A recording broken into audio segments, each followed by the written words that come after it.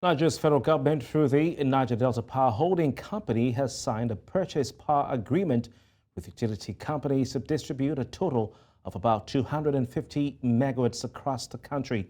Reports said the power sale transactions have been signed since the inception of the Light Up Nigeria program currently running under Vice President Shettima. According to the NDPHC in a document, the goal of the program is to sell the current capacity available and to develop more. The document emphasized the power generation projects were all funded through the Excess Crude Account properly appropriated by the federal government and the states between 2005 and 2009.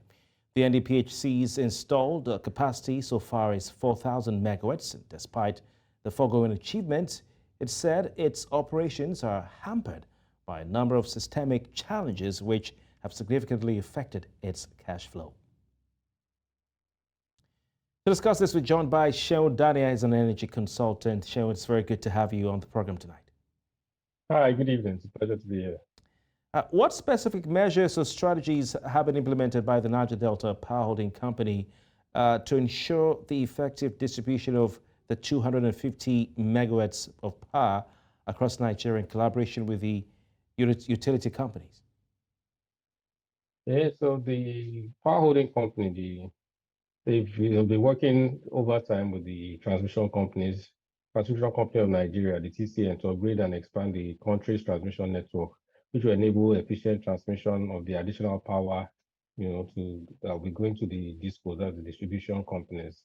I believe that they've also been, working with the discos, to upgrade the distribution infrastructure, such as there's been significant investment in ensuring that they're able to get good transformers and distribution lines to ensure that this additional power can get to the end users. And also, they've done a lot of work around, the metering, basically ensuring that everything is done, a full value system is generated in order to get to the end users adequately. And of course, the strengthen collaboration with all the utility companies, which will be, ensuring that this distribution is well coordinated and is efficiently distributed to all the end users.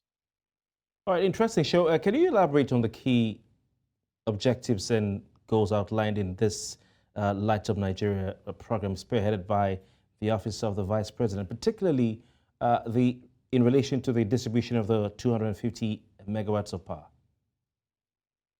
So the Light Up Nigeria program has been, as rightfully said, been spearheaded by the Vice President, is, focused on achieving certain things for Nigeria. Some of the things that to increase the access to electricity, to at least by at least 75% of Nigerians by 2025. They also mentioned that they would want to improve the power supply reliability, reducing outages and blackouts, also to reduce the cost of electricity for consumers by improving, efficiency and reducing waste in distribution. It also, of course, one of the major things is to stimulate, everything comes down to stimulating economic growth, by providing businesses and industries with reliable and affordable power supply for, them to run their businesses and yield profits that would in turn help Nigeria as a whole. Interesting. And what are your thoughts on the power purchase agreement between the federal government of Nigeria and the utility companies? How do you think it addresses the potential challenges or obstacles that may arise during the distribution process of this allocated 250 MW of power? The power purchase agreement, has clearly stated out certain guidelines, that would prevent any obstacles or any potential challenges. So there's a clear allocation of responsibilities, between each party, which helps to avoid any confusions or any delays. There's also put in place dispute resolution mechanisms, that's used to resolve any disagreements that happen, in between.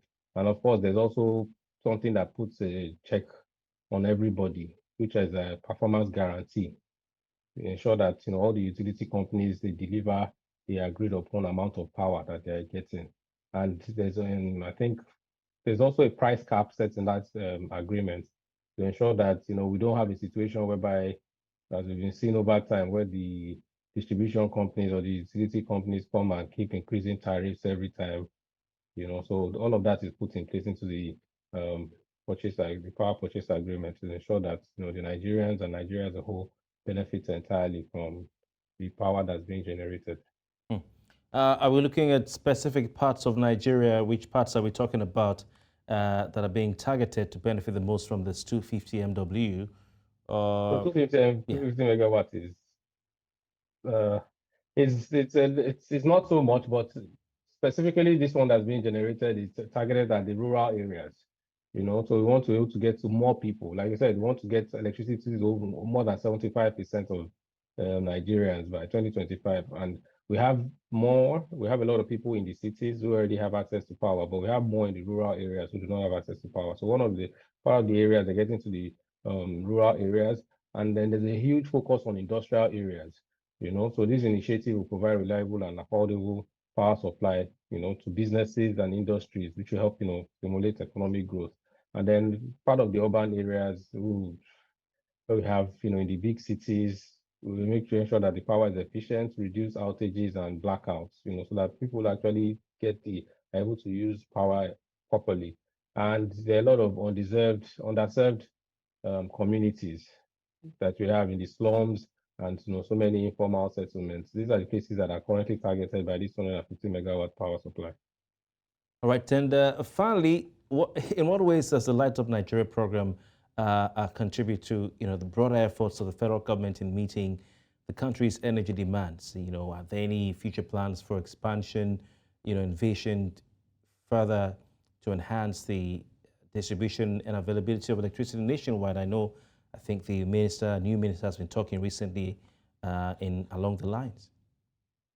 Yeah, so the project, as you have already outlined, it is expected to make significant contribution, efforts of the country, to the government as a whole. Of course, increase electricity generation, which will help to, meet the growing demand of electricity in Nigeria.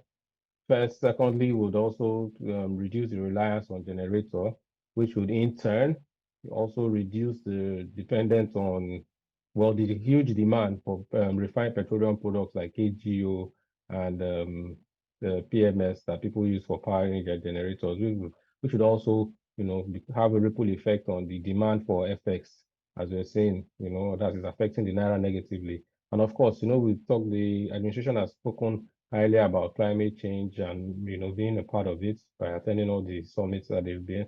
So of course, we improve air quality, reduce emissions from generators and whatnot. And definitely, this would always create jobs for Nigerians. And this is one of the major goals of the current administration, provide jobs for Nigerians. So yeah, I think all these ambition plans will enhance the government as a whole, enhance the people of Nigeria and our productivity levels.